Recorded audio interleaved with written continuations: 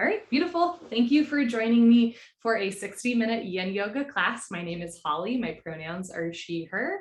Yin Yoga is a floor-based style of yoga. You will want a yoga mat or a carpeted area.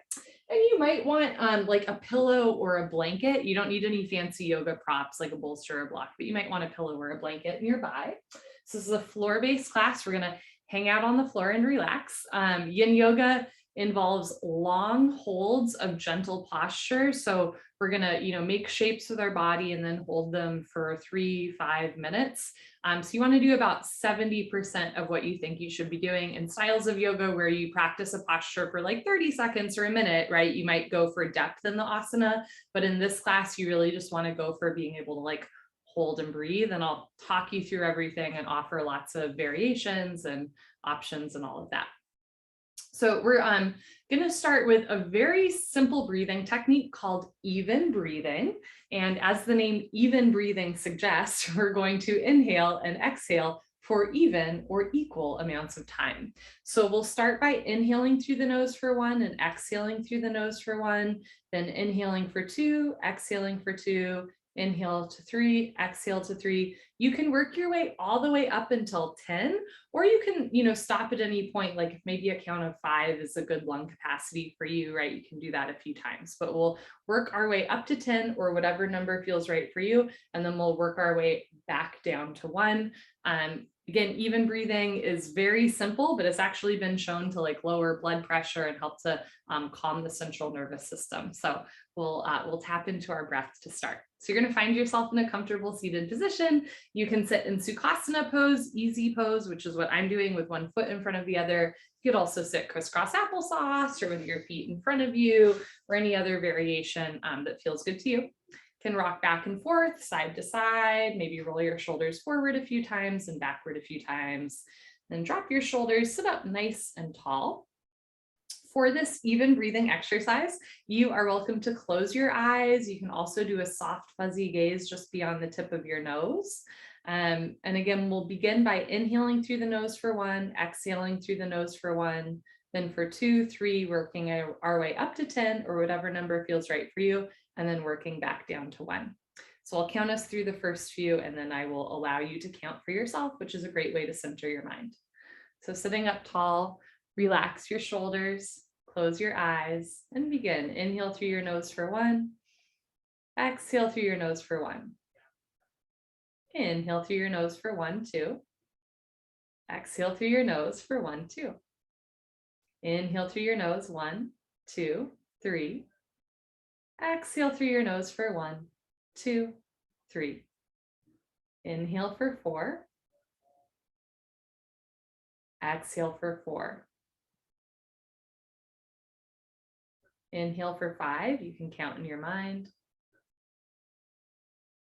Exhale for 5. Let the exhale match the inhale. And work your way up to 10 and then back to 1, or stop at any point, take a few breaths. Maybe that's holding at 5, right? And then you work your way back to 1.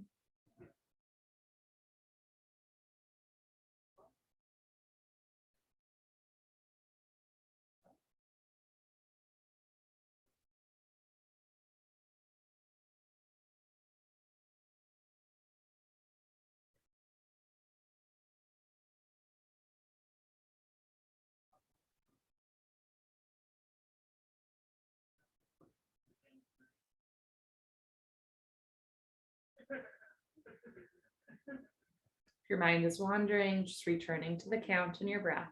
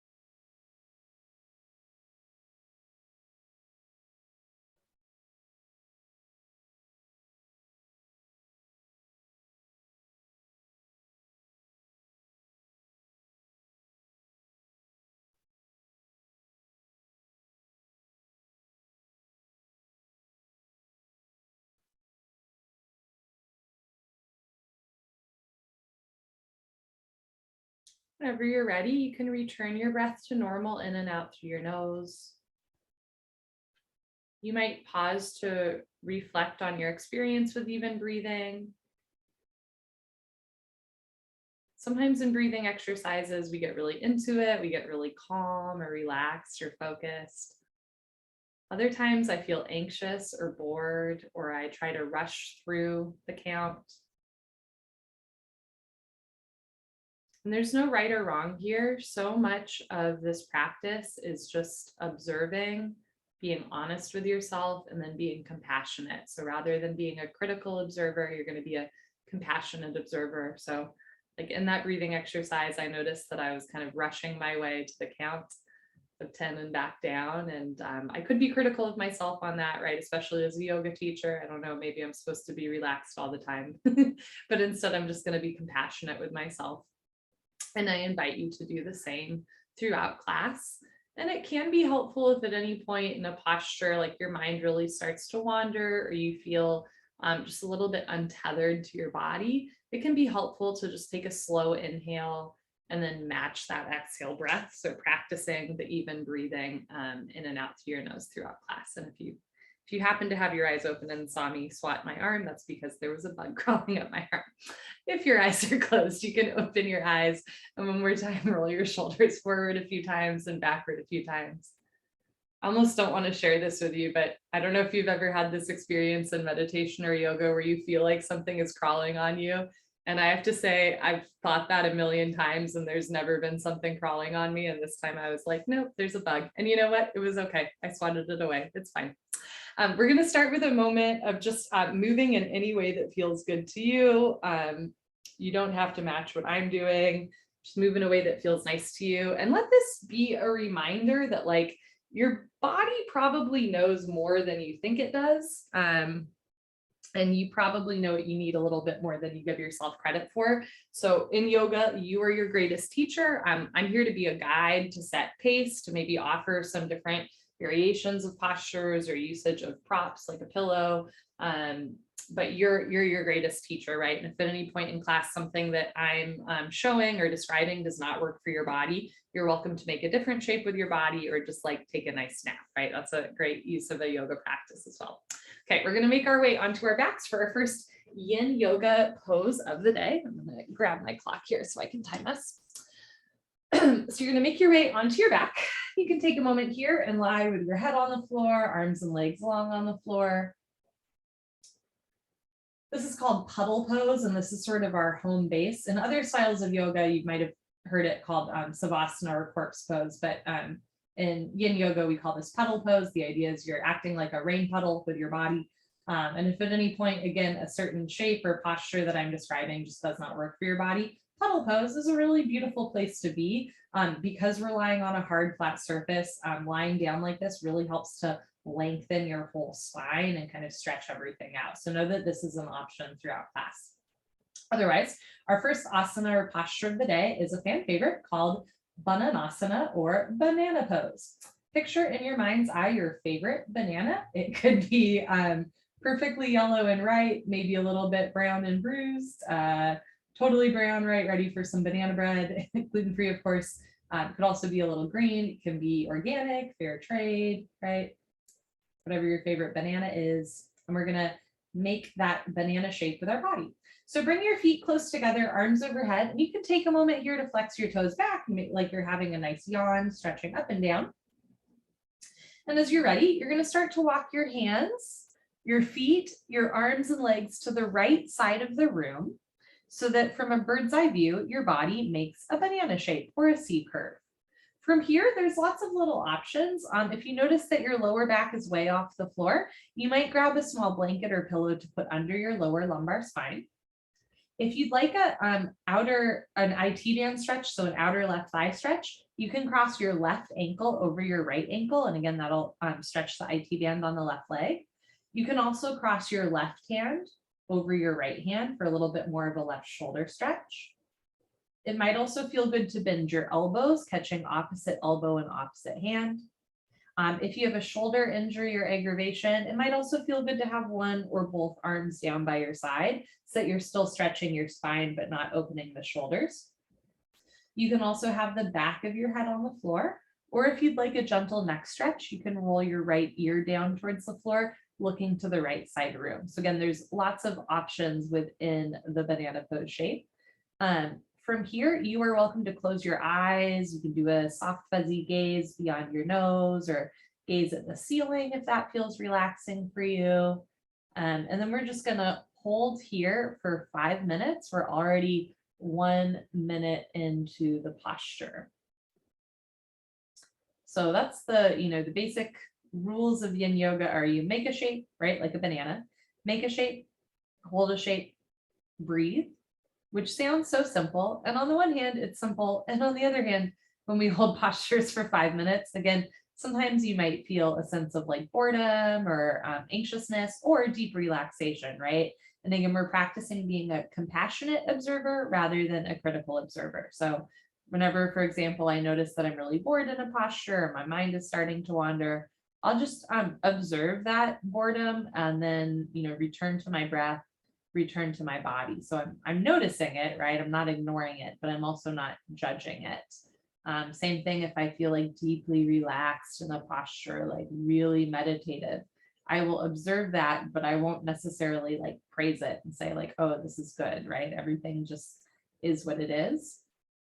Sometimes partway through a yin yoga posture, you might really start to feel it, right? And some discomfort is okay. But if you're ever in a point of pain, a point where you're like gritting your teeth, right? Or like holding your breath, that's probably a sign to do a little bit less. Again, we want to do about 70% of what we think we should do in a posture because we're holding it for so long, right? If you held this posture for 30 seconds or a minute, I might say, bring your hands and feet as far to the right side of the room as you can.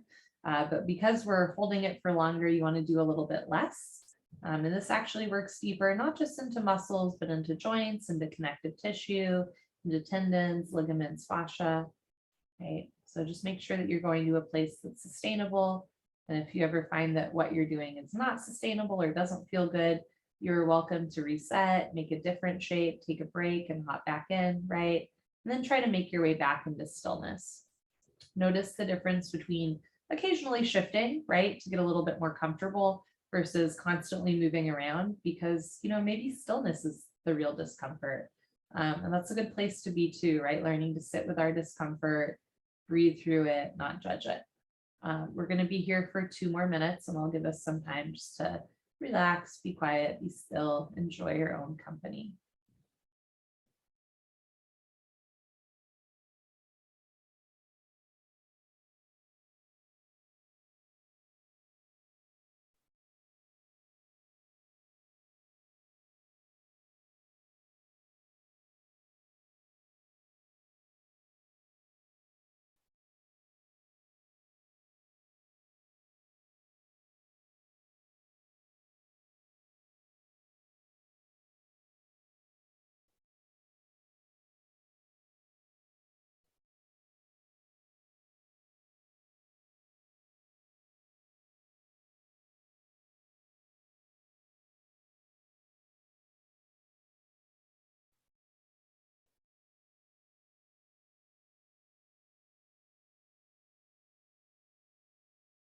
Notice where you might be holding on to some tension in the body. And in the last minute here, see if you can relax just a little bit deeper. Melt into the mat. Sink into your breath. Let the floor hold you up.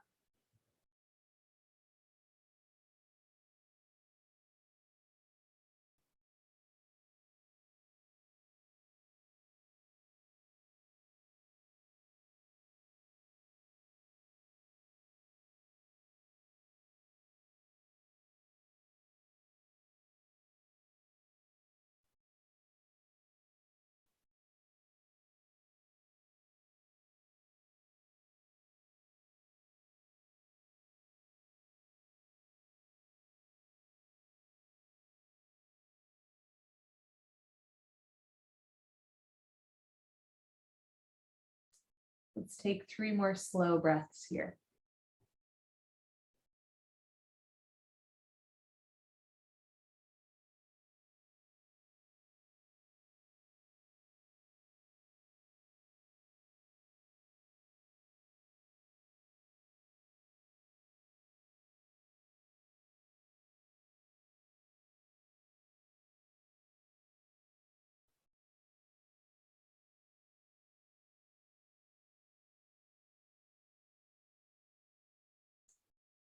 When you hold postures for long periods of time, you want to be careful to come out slowly.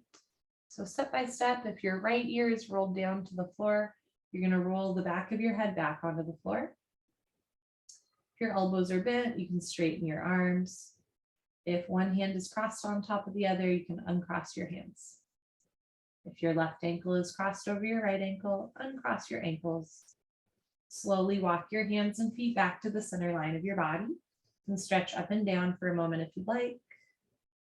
And then take your arms down back into your puddle pose. So for your puddle pose, right, you can have your arms and legs close together, or you can open your arms and legs if that feels nice. Sometimes lying on our back with our legs straight does not feel good to the lower back. If that's speaking to you, right, you can bend your knees so that your feet are on the floor and your knees rest together. And or you can place a small pillow or blanket underneath your lower lumbar spine, and that will also take pressure off of the lower back.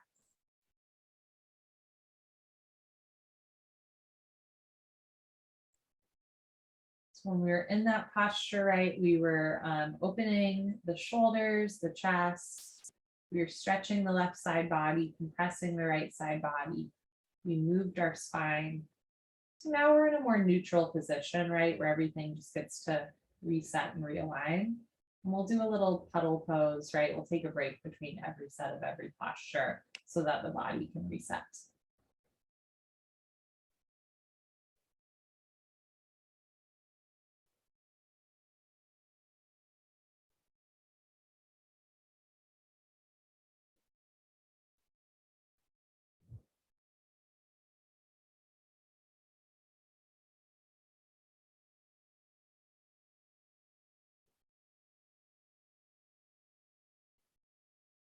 Okay, we'll do the other side of our banana pose.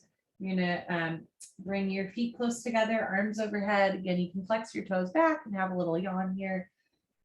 And then as you're ready, walk your hands and feet to the left side of the room. So arms and legs to the left side of the room, this time stretching right side body and gently squeezing into left side body. For the sake of symmetry, right, if you crossed your left ankle over your right ankle on the other side, on this side, you might cross right ankle right, or cross right hand over left hand.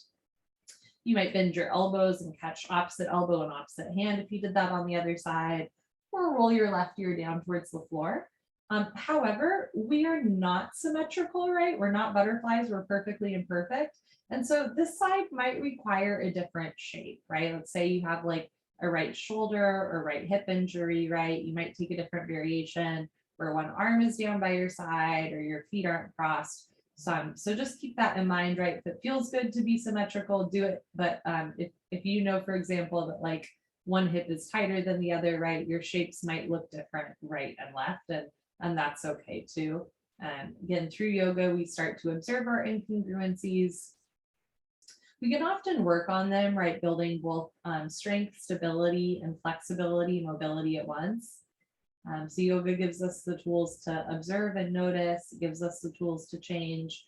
And yoga also gives us the tools to be okay with the fact that, you know, my right hip might always be tighter than my left hip, and that's okay too, right? We don't need to become like perfectly congruent in order to practice yoga.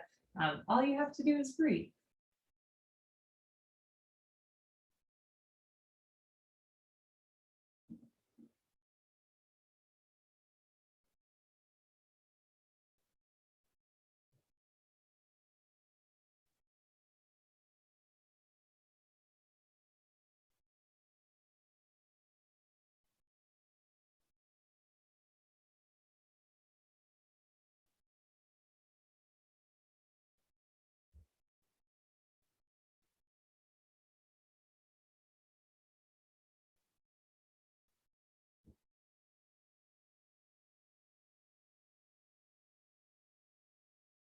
About halfway through, observe where you might be holding on to tension, right? Maybe in the jaw or the thumbs or the right side seat, right? Just noticing where you might be clenching a little bit. See if you can relax. Sometimes I find that, you know, if I notice my jaw is clenched and I draw tension there, I can relax my jaw. And other times, for example, if I notice that I have tension in my abdomen, try as I might, my stomach might still feel a little bit tight. So if there's a part of your body that you just can't seem to relax, that is okay too. Sometimes it can be helpful just to imagine what it might feel like to relax that part of the body. So using our imagination, right, or just perceiving yoga postures or relaxation of the body. It's actually a really advanced form of yoga.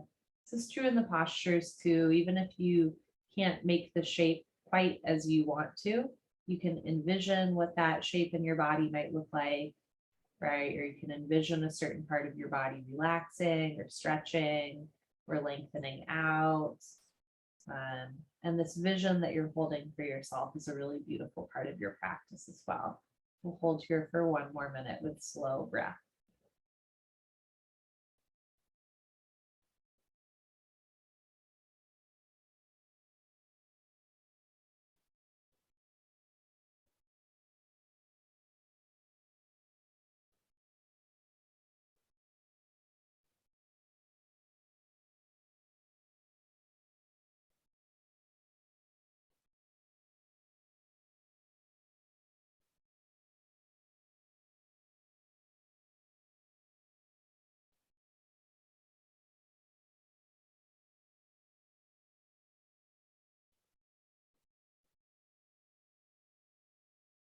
Let's take 3 more slow breaths in and out through the nose.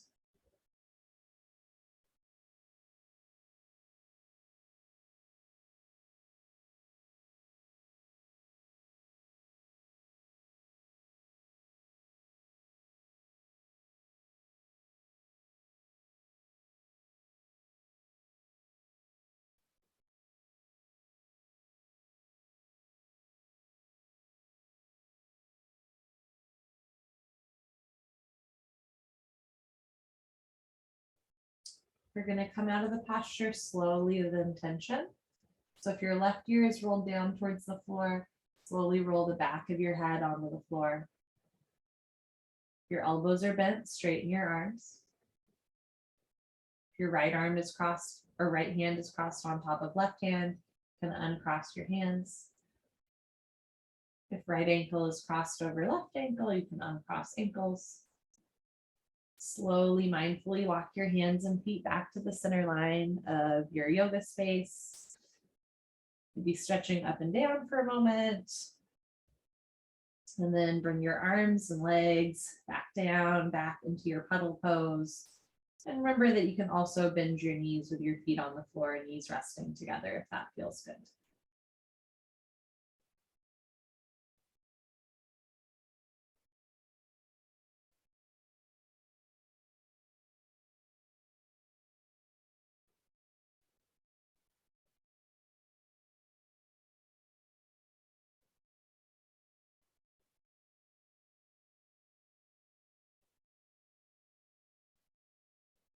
You might observe any shifts in your body or in your spirit as you come out of the yoga posture.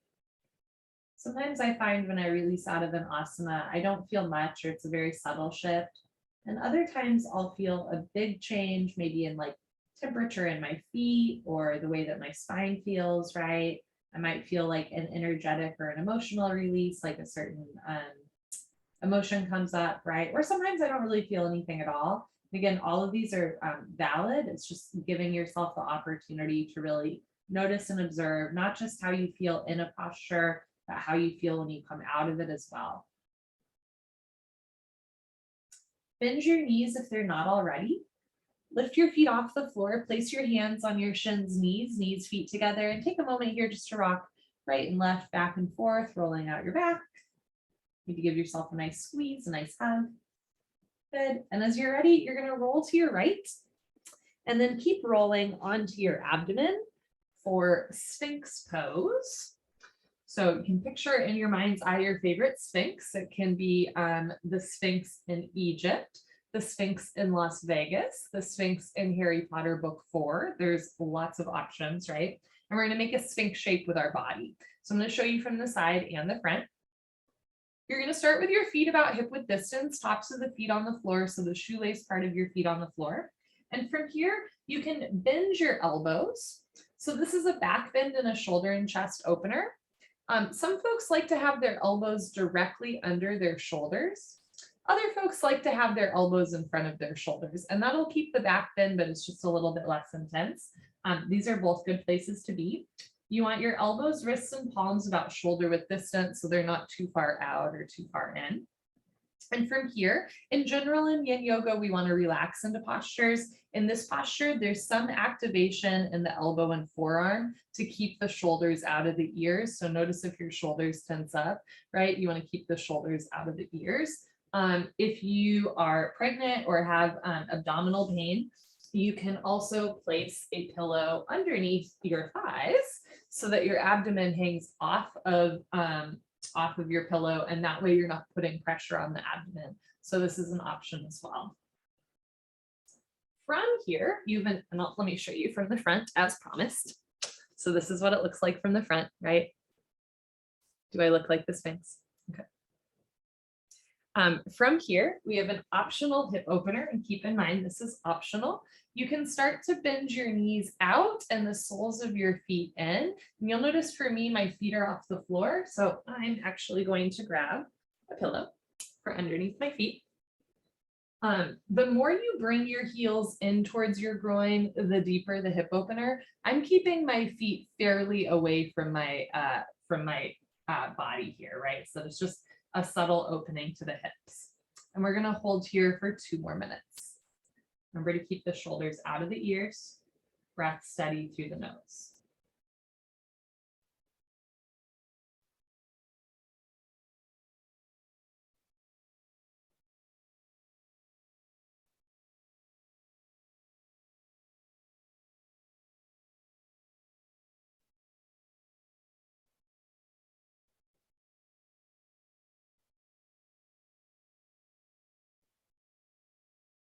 Notice where you might be holding tension in the body. And if you need to adjust what you're doing, right, maybe bringing the arms forward or making your legs straight again rather than a hip opener, that's a great place to be. This is a back bend. Back bends can feel kind of intense to our body, but they're really good for us, especially in a world where we tend to hunch forward, right, especially over our phones. Back bends and heart openers are so healing for the spine. Or like if you sit at a desk all day, right, back bends are so good for you. They can also release some tension and emotion along the front of our body. And, you know, the first time I heard a yoga teacher say like back bends release emotion, I didn't really understand what that meant.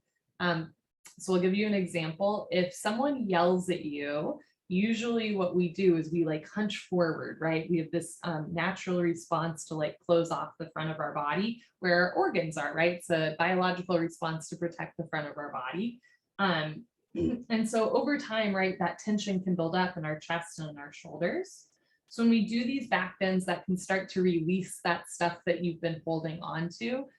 For a long time, I think Western science thought that that was like a one-way road, like you have an external output, it comes to you and you tense up. But it turns out it's actually a two-way road where if you then open the front of the body, that emotion and that tension gets released. I would say yogic wisdom has like known that for thousands of years, but now we have really cool like brain scans and stuff like that that prove that in Western science. There's a really great book called The Body Keeps the Score by Bessel van der Kolk if you're interested in learning about how like trauma or stress affects our bodies as well as our brains. But again, back bends like this are not just good for our back health, but really good for kind of releasing some tension or even emotion from the front of the body. Let's hold here for 3 more breaths.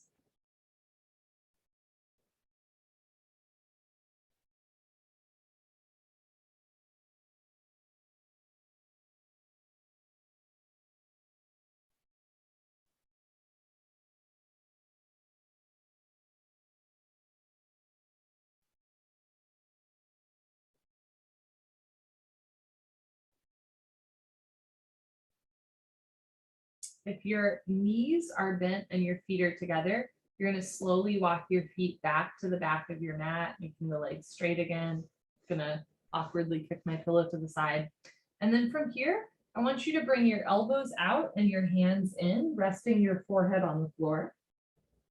Option to keep your forehead on the floor or look to the right, look to the left with your right ear on your mat. Option to keep your elbows bent with your hands close to your face, or you can take one or both arms down by your side, palms facing up. And this is sort of an inverse petal pose, right? Where we're lying on our abdomen rather than our back. If lying on your abdomen does not feel good, you are also welcome to turn around and lie on your back or on your side instead. Remember that this is your body, this is your life, and this is your yoga class. So make sure that you're moving and breathing in a way that feels pleasant to you. If you are on your abdomen and you're looking to one side, you can gently lift your head and look to the other side so other neck shoulder gets a stretch.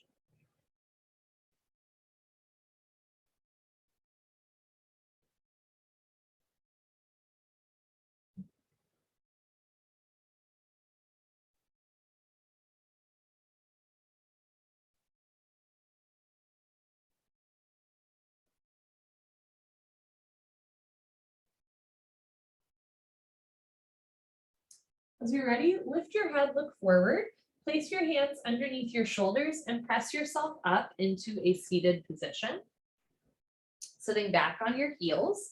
Next, we're going to do a child's pose. There's many versions of child's pose. A lot of them are wide-legged, which opens the hips, but we're going to do more hip openers in a little bit. So for this child's pose, I recommend having your knees, feet together. If you have tight toes, ankles, knees, all of the above, one trick is to roll up your mat so that there is extra padding under any part of your lower body that's a little bit tight. If your hips do not sit down on your heels, that is really normal. You can grab as many pillows or blankets as you'd like and place them under or between your calves and your thighs so that there's extra padding there. And from here, you're just going to start to walk your hands forward, bringing your forehead down towards the floor. And if your forehead does not touch the floor, that is also really normal. You can place pillows underneath your head or your chest if that feels good to you. So again, you don't need any fancy yoga props, but if you have just a household blanket or a pillow to put in between your legs or under your head or under your chest, right, that can help make the posture more accessible and just more like comfortable as well. We're going to hold here for 3 minutes. In this posture, we're stretching out the toes, the ankles, the knees, the hips. We're also lengthening through the lower back, middle back, upper back, through the shoulders and neck spine. If having your arms long in front of you does not feel good to your shoulders, you can also take one or both arms down by your side, palms facing up, right? And that'll give some relief to the shoulders. So this is always an option as well. This is called fetal pose rather than child's pose, which I think is fun. As you inhale, you might observe the backs of your ribs start to open and expand. And as you exhale, you might notice how your ribs gently contract.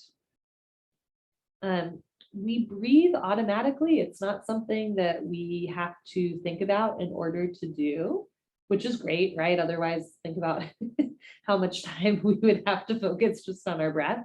On the other hand, it turns out focusing on our breath, focusing on this automatic function is actually really soothing and calming to the body.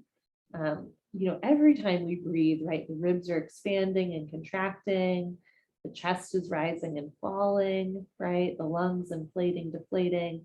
We don't really take time to notice it throughout the day.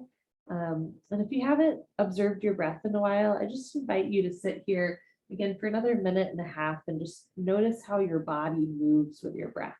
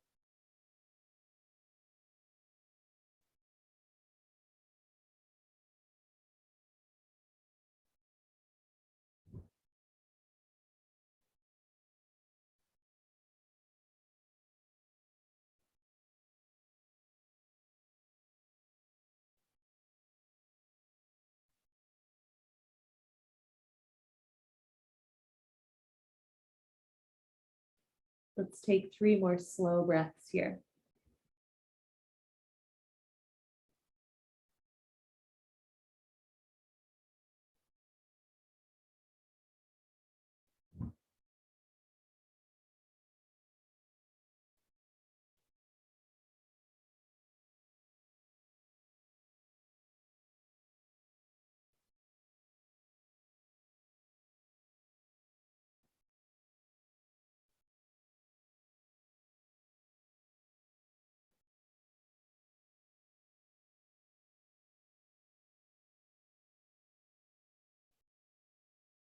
When you're ready, you're going to gently lift your head. Slowly walk your hands in under your shoulders and press yourself up. Please take your time. Any sort of counter stretch you'd like to do, you're welcome to do so, right? Maybe placing your hands on your back and doing a little back bend, or even interlacing fingers behind you, pressing down as you look up. Maybe a little side to side motion. Great. And as you're ready, you're going to turn and lie back on your back into your puddle pose. I'm going to uncurl my mat here. And then as you lie in a neutral position, right, you might observe what's happening. So for example, I'm feeling a change in temperature in my feet, right? In that posture, we cut off a little bit of circulation to our feet. So now I'm feeling a big rush of blood there, right? So you might notice that. Or again, a certain emotion might pop up, or your energy might change, maybe from relaxed to alert, right? Or from alert to relaxed. Or you might not feel much at all, and that's wonderful too, right? We're just giving ourselves the opportunity to observe and be present.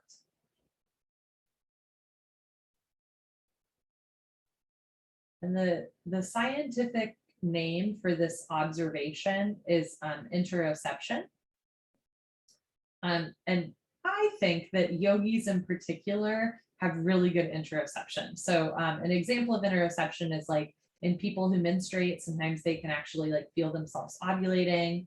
Or I met like a fellow yogi once who realized that she had a lump on her kidney that ended up being cancerous. And luckily she caught it early because she was used to lying in savasana every day. And at one point she was like, something just feels weird in my back where my kidneys are when I'm lying on the floor.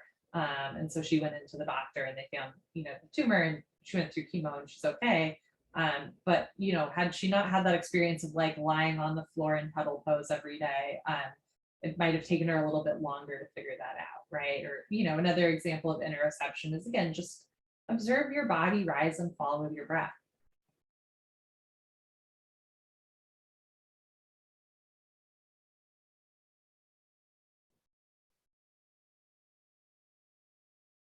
In the same way that, let's say the more that you play golf, you get better at golf, or the more you knit, the easier it becomes to knit.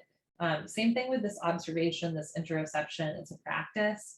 And the more we practice it, the more aware we become of our body. And there's, many different ways to practice that self-observance, but yoga is like a really accessible way to hone that skill.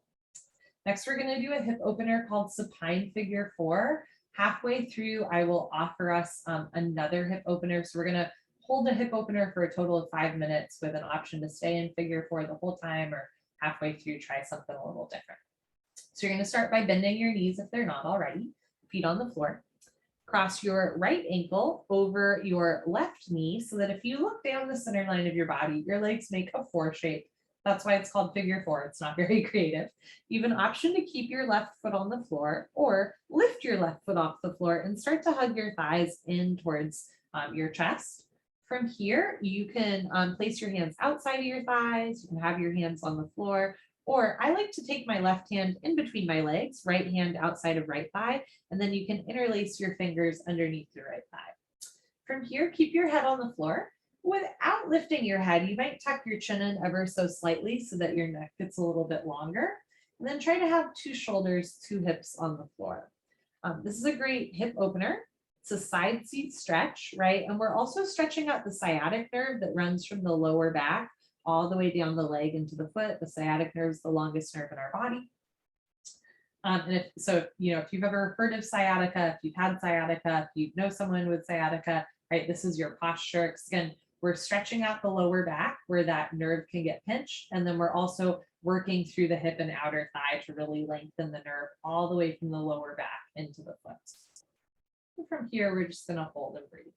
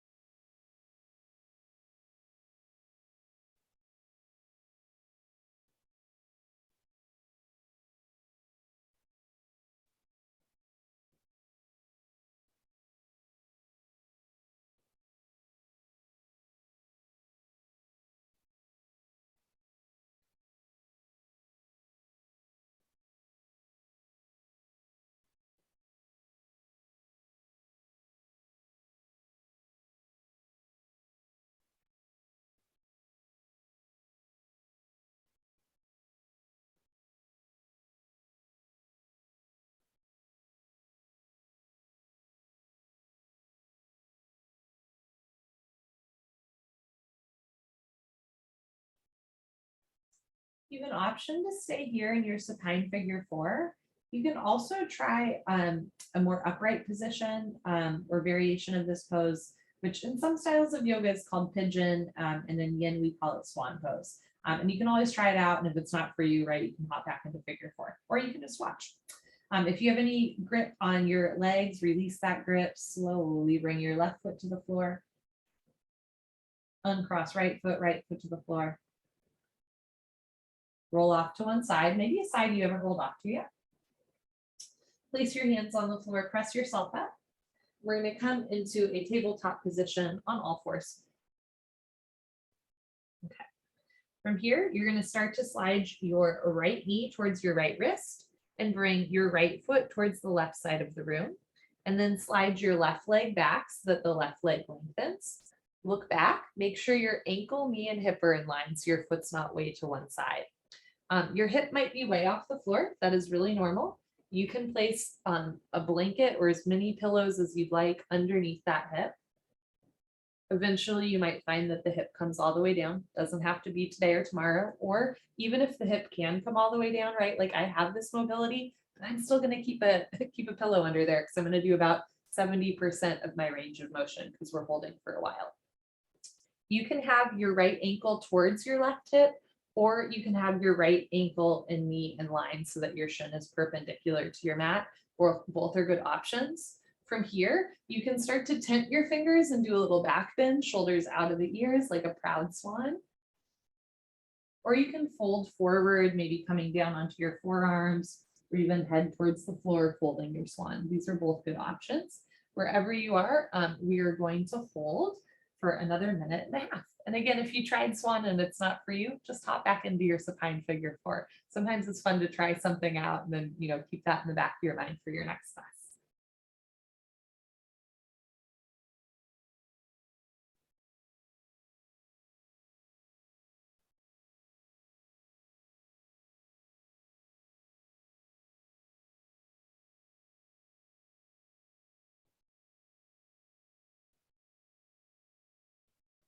Keep the shoulders out of the ears and then see where you might be able to relax a little bit deeper.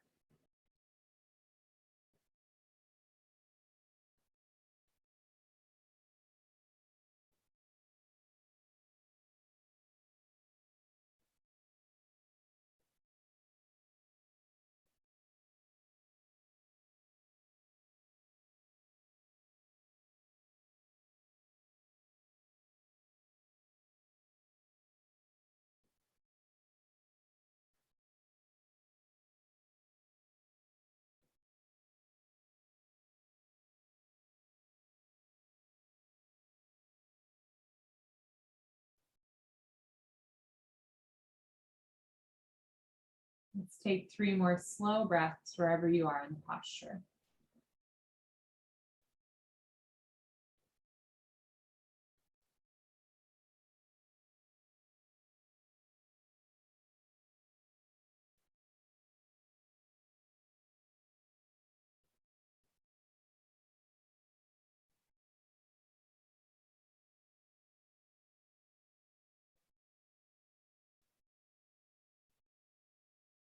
If you are in supine figure 4, release any grip you have from the backs of your legs. Slowly return your left foot to the floor. Uncross right foot to the floor. Option to keep your feet on the floor, knees together, or bring your arms and legs down for puddle pose. If you are in any version of swan pose, you're going to slowly walk your hands back underneath your shoulders. Start to lift your hips up. You can slide your left knee forward, take the right knee back. You can take any counter stretch you want here. I'm going to tuck my toes under and do a little down dog. Any stretch that feels good to you. Freestyle it. Great. And then you're going to turn and make your way back onto your back for puddle pose.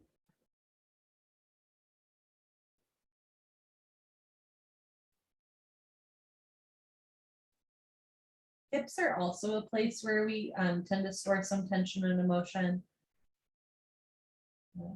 So just for anyone that might be feeling, I don't know, like the urge to cry or, you know, like a certain, or laugh, right? Strong emotion comes up, just know that that's really normal.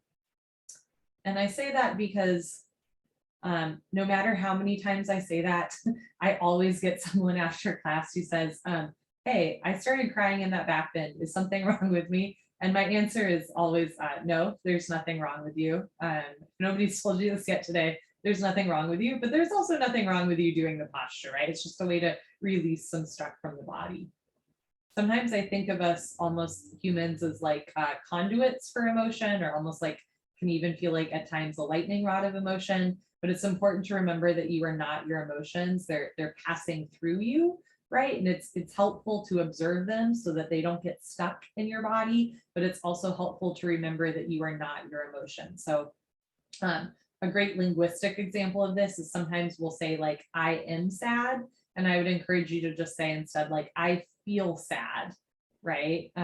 Or like a bodily example of that is like, people will say like, I am fat rather than I have fat, which is really interesting because I've never heard someone say, I am eyelashes. People just say, I have eyelashes. And yet somehow certain things like fat deposits in our body, which are natural and healthy and normal, those get taken personally. The same way that a certain emotion like happiness or sadness might get taken personally. Or, you know, if you feel nauseous, right, rather than saying, I am sick, you might start to tell yourself, I feel sick, right? And that's a reminder that it all passes, right? Our bodies change, but so do our feelings and our thoughts. Okay, let's do the other side of supine figure 4. You can bend your knees so that your feet are on the floor if they're not already. This time, keep your right foot on the floor. Lift your left foot off the floor, cross your left ankle over your right knee. Option to stay here or lift your right foot off the floor, hug your thighs in towards your abdomen. You can have your hands on the floor. You can grab the outsides of your legs, or if you'd like, you can interlace your fingers behind your right thigh. Head on the floor, chin slightly in towards the chest to lengthen out the neck spine. 2 shoulders, 2 hips on the floor. Jaw relaxed. Relax your pelvic floor. Relax your chest and abdomen. Hold and breathe. Remember, you just make a shape, hold a shape, breathe. And again, you might observe that this side feels different, right? Maybe on the other side, you could lift your foot off the floor. On this one, it feels good to keep the right foot on the floor, maybe, right? We're just noticing where we are and meeting ourselves where we are with what we need in this moment, not forcing the body or pushing in any way. And you want to do about 70% of what you think you should be doing.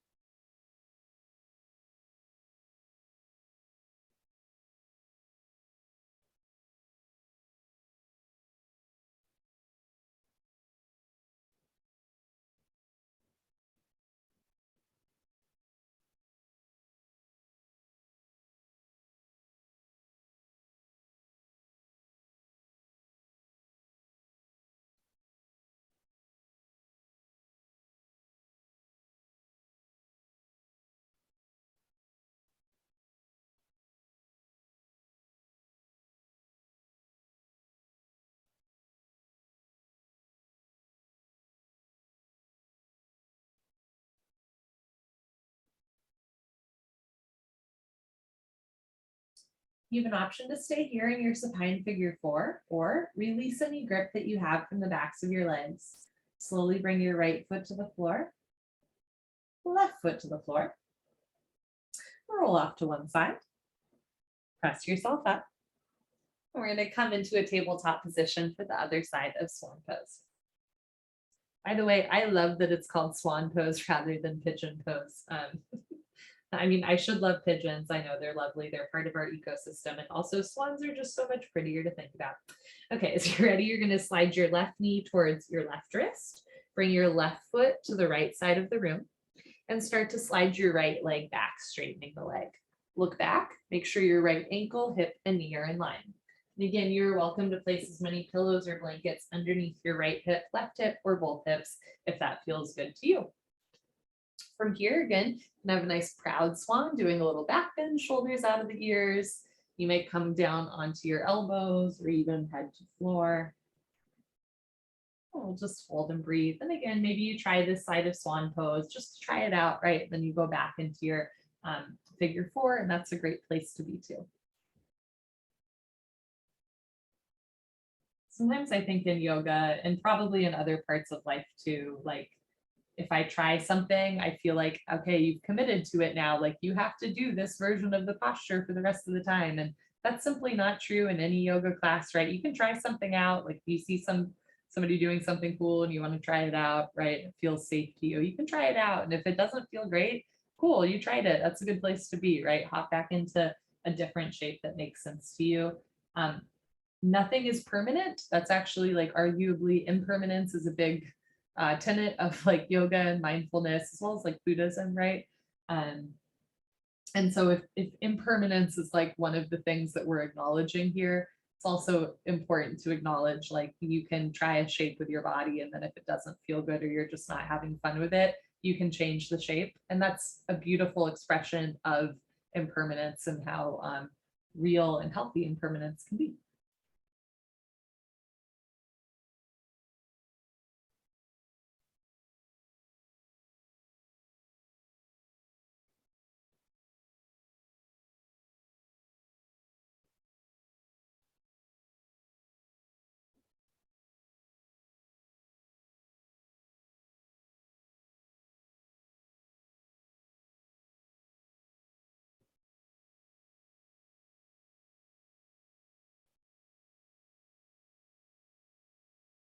Let's hold here for 3 more slow breaths.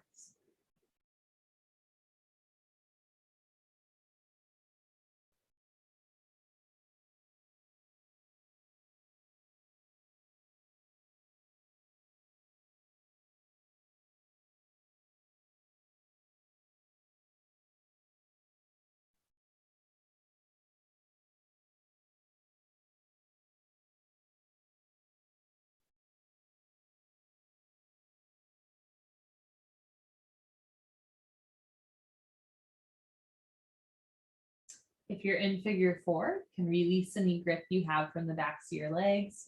Slowly return your right foot to the floor, left foot to the floor. Option to keep your knees bent with your feet on the floor or have your arms and legs down, puddle pose. If you are in swan pose, you can slowly walk your hands back in under your shoulders, lift your hips up, slide your right knee forward, bring your left knee back. And again, any sort of counter stretch that you want to do here. My hip just popped, you're welcome to do so, right? Moving in any way that feels good to your body. Okay, then we're going to turn and make our way back onto our backs, back into our puddle pose. Again, just take a moment, right? Honing that interoception, right? That observance, and specifically a compassionate observer rather than a critical observer.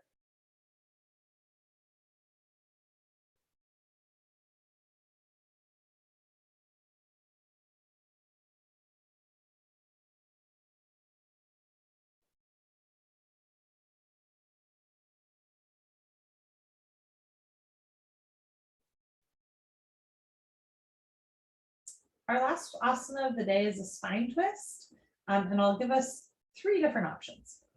You're going to bend your knees if they're not already, so your feet and knees are together.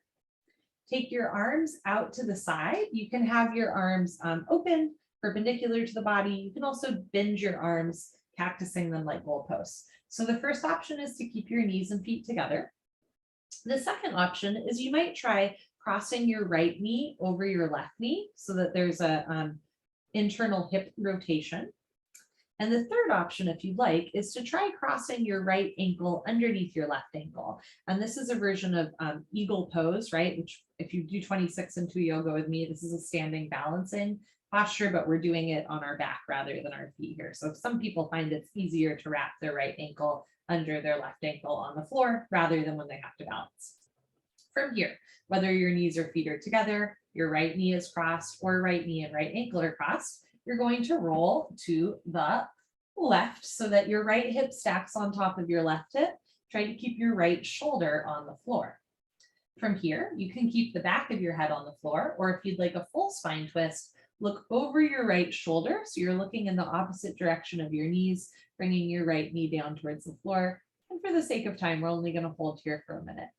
This is a spine twist. It's also an abdominal wall twist, good for digestion, right?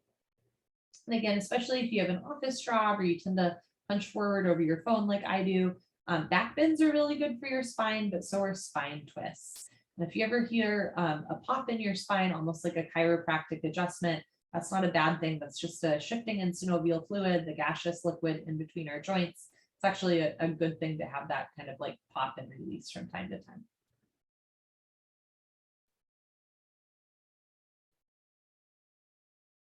Let's hold here for 3 more slow breaths.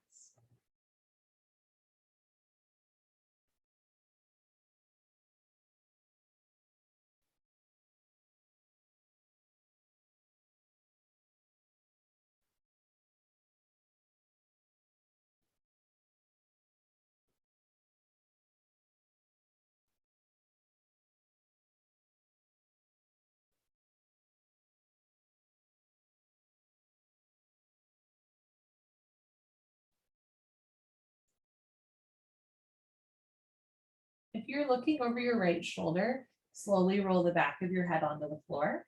We're going to roll our right hip back to the floor. And if it helps, you can actually like put your hands on your knees to help you roll your right hip back down. If your right ankle is crossed, uncross ankle. If right knee is crossed, uncross knee. And we're going to go into the other side. Option to keep your knees, feet together, or you can cross your left knee on top of your right knee. You can also try crossing left ankle under right ankle. And from here, you're going to roll to the right. Ooh, that feels good with your left shoulder on the floor. We're trying to get the left shoulder down towards the floor, right? It might not touch. Mine isn't quite touching today, but we're trying to roll that shoulder down to open the chest. Option to keep the back of your head on the floor or look towards the left, bringing your left ear down towards the floor. So you're looking in the opposite direction of your knees.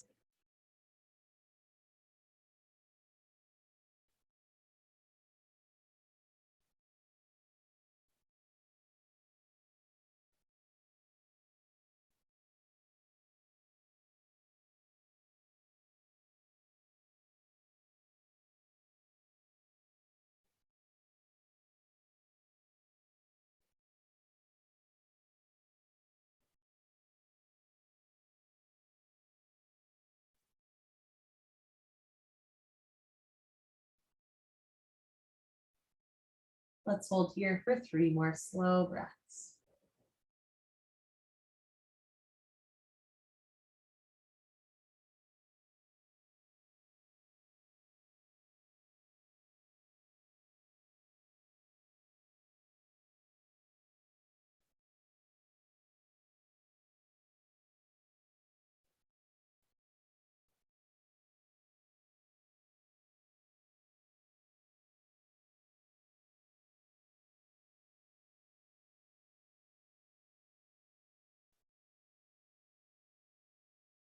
You're looking over your left shoulder, slowly bring the back of your head to the floor. And then with or without the help of your hands, you can roll your left hip back down to the floor. If your left ankle is crossed, uncross ankle. If left knee is crossed, uncross knee. And then you can take your arms and legs down by your side for your final savasana or final puddle pose. You can close your eyes, open your arms and legs as much or as little as you'd like. We'll just take a minute here once again to observe the breath. And let your breath just go as it feels called, as natural. Or you might try taking a few intentionally slow breaths.